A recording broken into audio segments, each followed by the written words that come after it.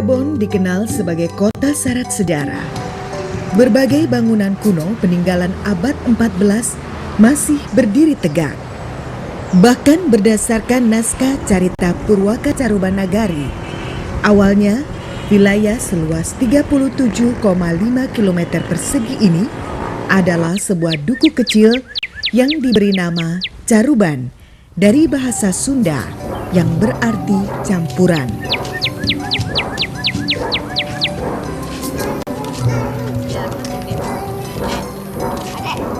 Meski waktu itu bercampur pendatang dari berbagai suku, bangsa, agama, bahasa, adat istiadat, dan mata pencaharian, namun kehidupannya sangat tradisional.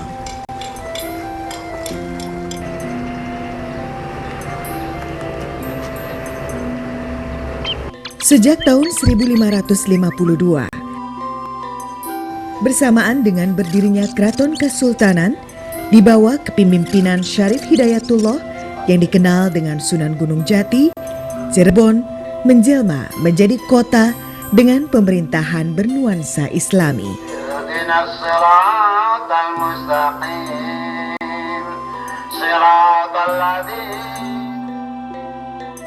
Layaknya keraton di tanah Jawa, arah bangunan menghadap utara dengan pelataran alun-alun dan masjid di sebelah baratnya, seperti Masjid Agung Sang Cipta Rasa yang berada di Keraton Kesepuhan. Abad ke-15 itulah Cirebon berkembang pesat. Dengan mayoritas penduduk sebagai nelayan, daerah pesisir ini penghasil rebon atau udang menjadi kawasan perairan paling strategis bagi Jawa Barat dan Jawa Tengah. Daerah perbatasan ini terletak persis di utara Pulau Jawa.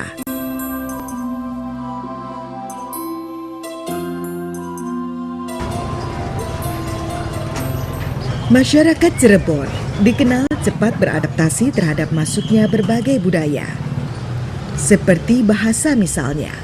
Sejak 500 tahun lalu, bahasa kesehariannya adalah bahasa Sunda dengan dialek bahasa Jawa.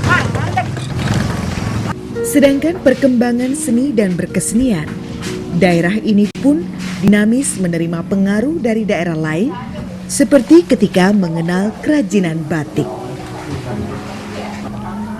Berasal dari bahasa Jawa, amba, yang berarti menulis dan titik. Batik merupakan lukisan di atas kain dari lilin cair dengan menggunakan canting. Metode membatik seluruhnya mengikuti pengaruh dari Jawa Tengah. Jika tangan telah terampil, canting ini akan mudah mengikuti alur dan motif seperti yang diinginkan tanpa sket terlebih dahulu.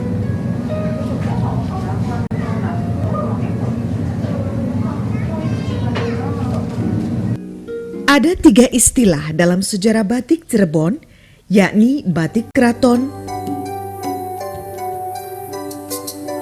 batik pecinan,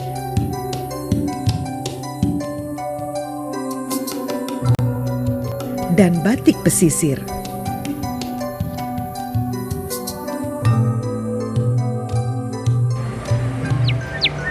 Perjalanan batik keraton dimulai pada pemerintahan Sunan Gunung Jati. Para pebatik istana membuat corak khusus seperti motif galungan, nagaliman, kawung benggol atau dewandaru. Motif-motif tersebut berdasarkan berbagai ornamen yang ada di lingkungan keraton.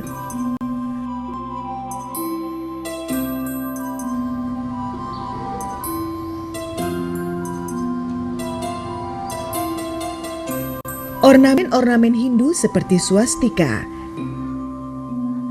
gapura atau padma yang terdapat di Kesultanan juga dituangkan sebagai motif batik.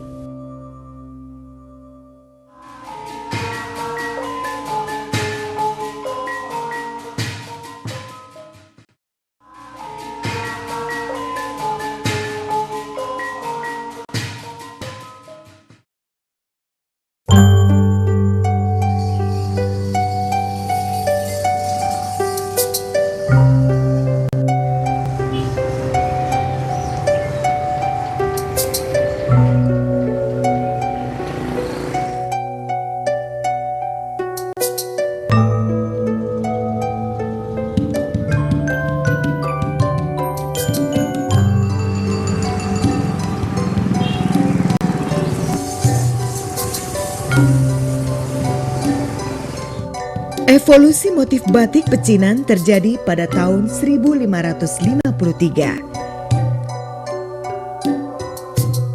Ketika Sunan Gunung Jati mempersunting seorang putri dari Kaisar Cina zaman dinasti Ming yang bernama Putri Ong Tinio.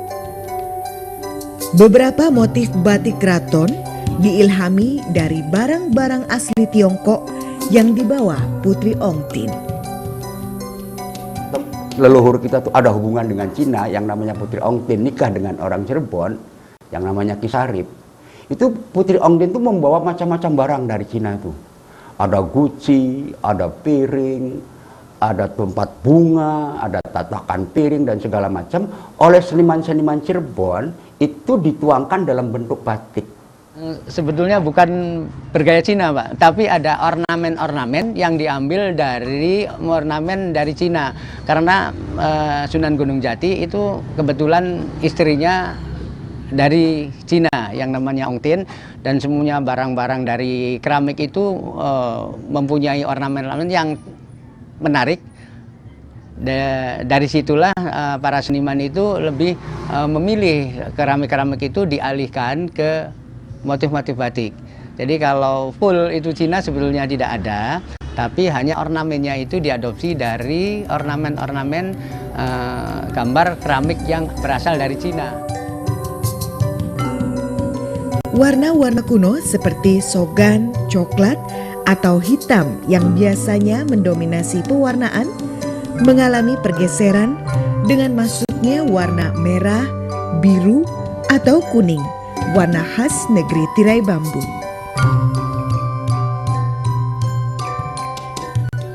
Pecinan ini full, mereka tidak mengikuti keraton, akan tapi dia mempunyai suatu karakter sendiri di dalam suatu pola-polanya yang memang sudah dimilikinya oleh masyarakat pembatikan pecinan Cirebon. Maka di situ motif Cinanya lebih kental, terutama kepada isen-isen dan sulur.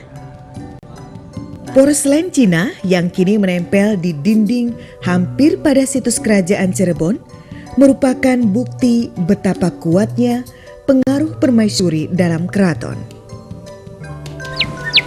400 tahun kemudian, pihak keraton tidak lagi mensakralkan motif keraton untuk kalangan istana saja, tapi mulai menerbitkan surat wewenang khusus kepada pebatik umum untuk memproduksi motif keraton dan pecinan. Salah satunya diberikan kepada Go Tin Lian, pebatik Cina asal desa Trusmi yang sejak tahun 1934 menetap di daerah Kanoman. Kepiawaian Go Tin Lian diwariskan secara turun-temurun hingga pada Indrawati generasi ke-6.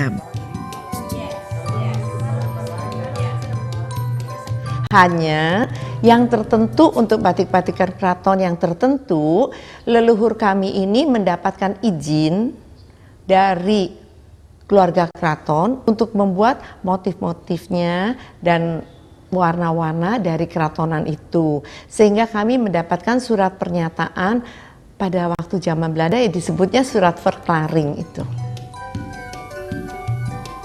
Kini wanita berusia 65 tahun ini tetap bertahan dengan konsep leluhurnya.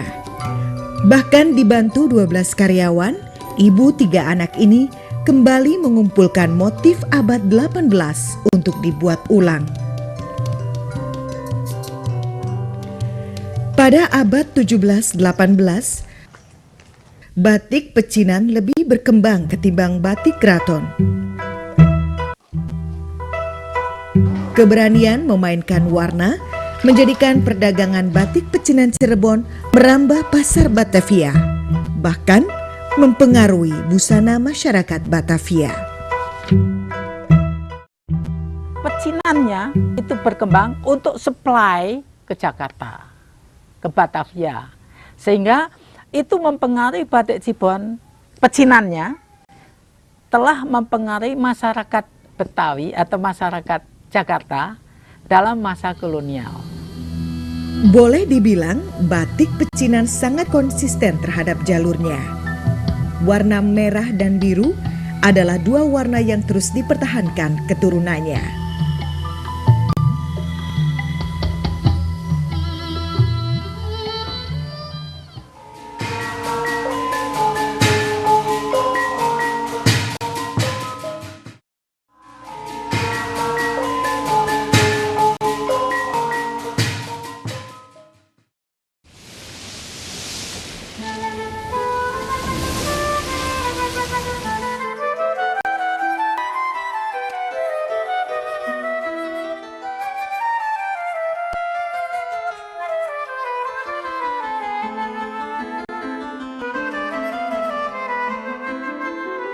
Berdasarkan kitab Seksakadang Karasiang, batik pesisir telah ada sejak abad 13 dan 14. Mereka adalah pebatik yang berada di luar tembok istana. Cirinya sangat kuat, yakni motif yang dibuat adalah flora dan fauna. Jika pebatik tinggal di daerah pantai,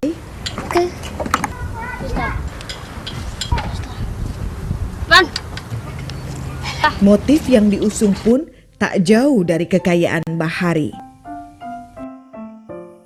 Sedangkan bagi pebatik yang tinggal di dataran tinggi, biasanya menjadikan sawah, petani, atau fenomena alam, megamendung sebagai corak batik yang cukup atraktif.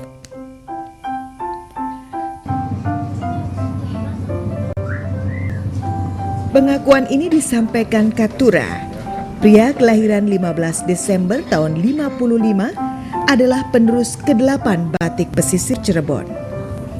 Katura tinggal di desa Trusmi dan membatik untuk melestarikan keaslian batik Cirebon. Bahkan karena pengetahuan dan keahliannya, Katura menjadi rujukan para peminat batik. Yang kedua adalah batik pesisiran yang motifnya diambil dari flora fauna, dari laut maupun dari darat. Seperti ada udang, ada ikan, ada ganggeng. Ganggeng itu seperti rumput laut ya. Nah, terus yang dari darat adalah misalnya ada kupu-kupu, ada hewan yang lainnya, juga tumbuh-tumbuhan yang ada di sekitar kita itu biasanya untuk dituangkan ke dalam motif batik.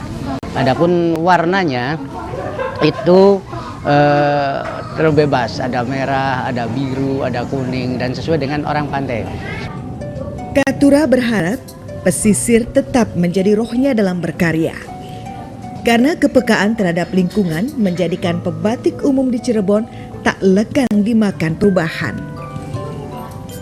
Karena batik pesisir dibangun bukan untuk kepentingan raja dalam kesakralan, maka batik pesisir berkembang sebagai satu kepentingan ekonomi. Maka ciri-cirinya apa? Warnanya dinamis, ya. Terus kemudian juga polanya terbebas, kemudian orientasi lingkungannya kuat. Kepandaian mengadopsi apa yang ada di sekitar membuat pebatik pesisir menemukan teknik membuat garis ukir yang dikenal dengan wit. Teknik wit adalah satu garis batas yang dibuat dengan cara diblok berlapis dengan lilin agar terbentuk satuan garis lengkung yang halus.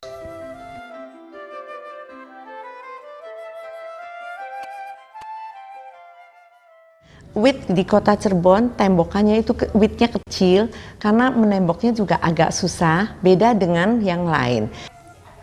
Selain wit yang membuat ciri khas batik Cirebon, yang tak kalah menariknya adalah komposisi warna, gaya, dan corak batik pesisir yang selalu diburu wisatawan untuk berbagai keperluan.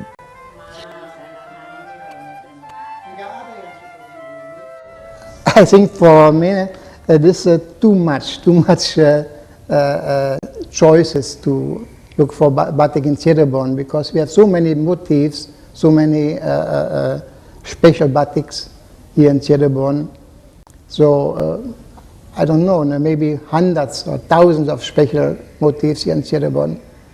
It's different than in other cities. Because I was in Pekalongan, I was in Solo. It's also nice batik, but not the color was not so special like in Cirebon. どんなところが面白いか、まず道がたくさんあって、貝のことですか、柄、モチーフ、はっきりしてる。で、色合いが大好きです。でしょう。やっぱり額に入れて飾られたりとか、あとはなんでしょう、タペストリーのように使われたりとか、そういった感じではないかと思うんですけど。Batik pesisir tidak pernah kekurangan motif. Segala yang berkembang adalah ide tanpa batas dalam berkreasi dan mempertahankan jati diri batik pesisir.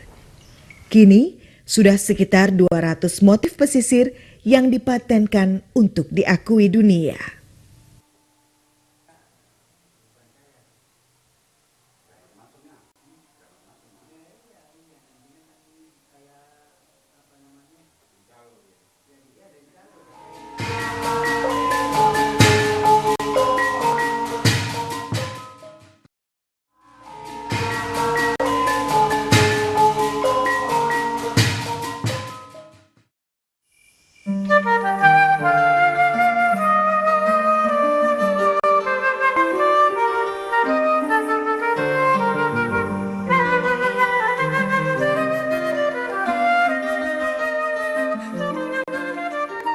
Dalam perjalanannya, batik pesisir Cirebon juga mengikuti perubahan sesuai eranya, terutama pada desain gambar. Pada zaman kolonial Belanda, batik Cirebon tidak berkembang. Namun pebatik pecinan mengabadikan keadaan kala itu dalam berbagai produksinya.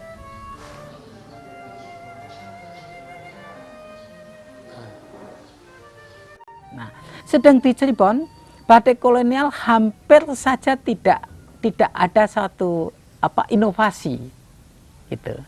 Karena kolonial tidak memberikan satu satu peluang di mana batik bisa dikembangkan dengan baik.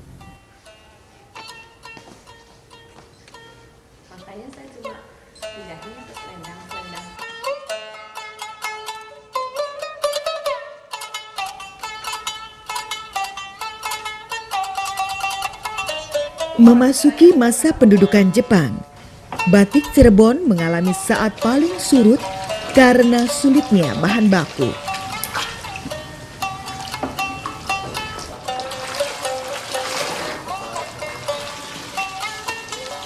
Seperti sentra batik lainnya, para perajin menyiasati dengan membuat batik pagi sore.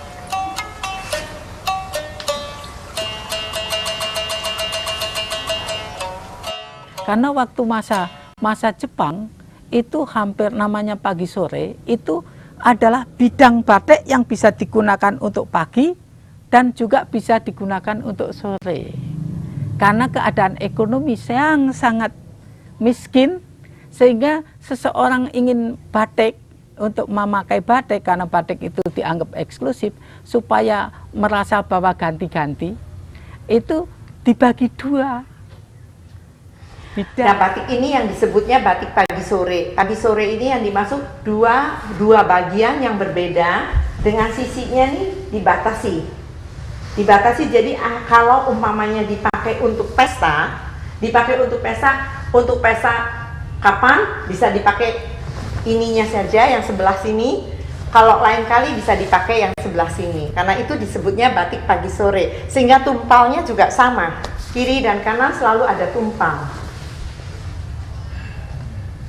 Baik yang kiri maupun yang kanan selalu ada tumpal. Biasanya batik-batik yang sekarang ini tumpal hanya ada satu di sebelah kanan atau di sebelah kiri, atau dua-duanya tumpal dipakai tapi sama.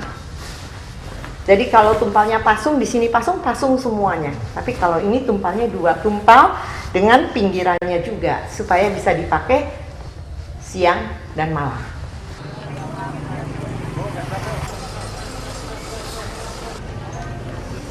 Memasuki masa sekarang, batik tidak lagi dikotak-kotakan berdasarkan motif. Kini batik telah menjadi bagian dari masyarakat dalam busana keseharian.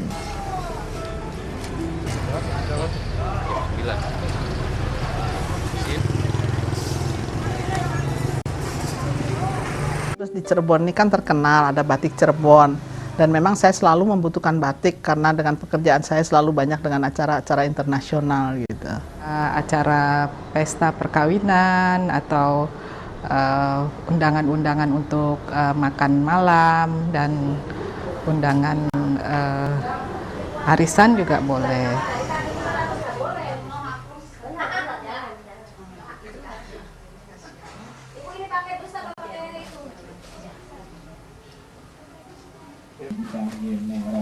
Bagi kalangan perajinya, aturan dan warna kain batik tidak lagi beraliran klasik dan kuno.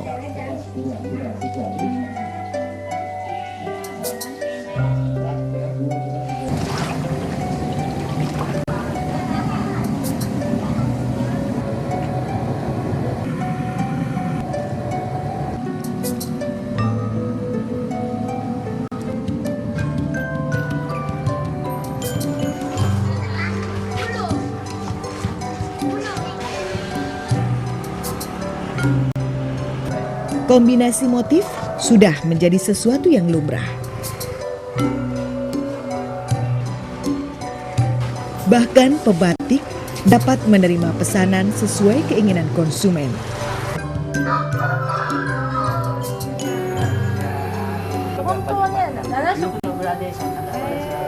Tapi khusus beberapa karya asli keraton tetap dibuat untuk konsumsi kolektor batik.